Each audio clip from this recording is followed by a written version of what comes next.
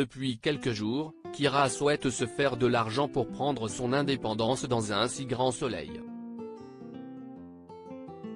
Elle a accepté un job de vente de produits pharmaceutiques d'une société baptisée Type Green.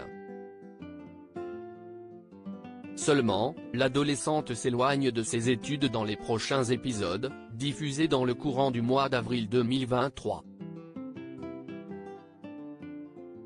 Claire est donc alertée par le lycée de ses absences.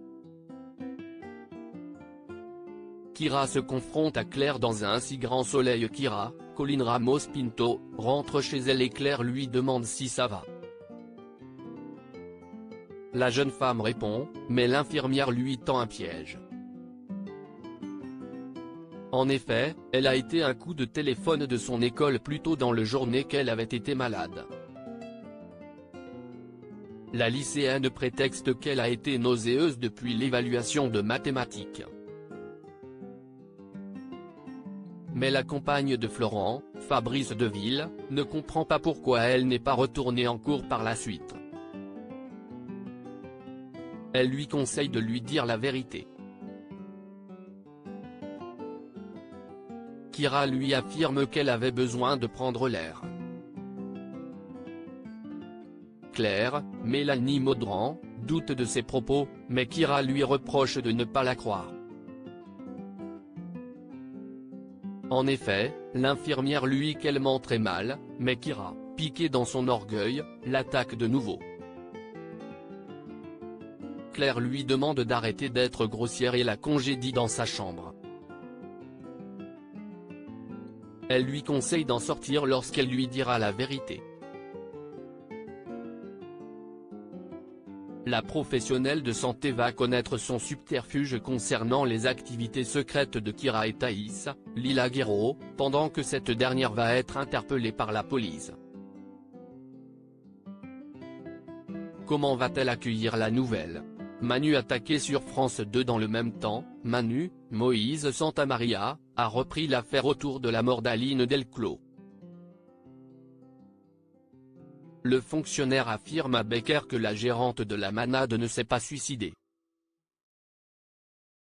Elle a bien été victime d'un assassinat.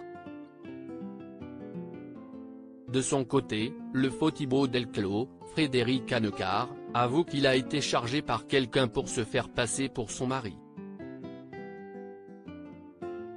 Manu, de son côté, se rend à l'enterrement d'Aline Delclos et aperçoit Virgile, Fred Bianconi. Il se dirige à la marina et demande des explications à son ami. Virgile tente de noyer le poisson, mais Manu lui conseille vivement d'arrêter de le prendre pour un con. Virgile lui affirme qu'il est aux commandes d'une enquête parallèle avec Eve, Emma Colberti, pour essayer de trouver la vérité. De plus, Virgile cible le membre des forces de l'ordre en se vengeant pour Eve, suite à leur rupture. Le policier va-t-il comprendre les propos de son copain? Une tragédie gagnante pour Eve. Le cauchemar d'Eve a été au menu de l'inédit d'un si grand soleil. Ces péripéties ont attiré 3,25 millions de téléspectateurs ce mardi 18 avril 2023 entre 20h47 et 21h11, soit 15,1% de part de marché auprès des 4 ans et plus.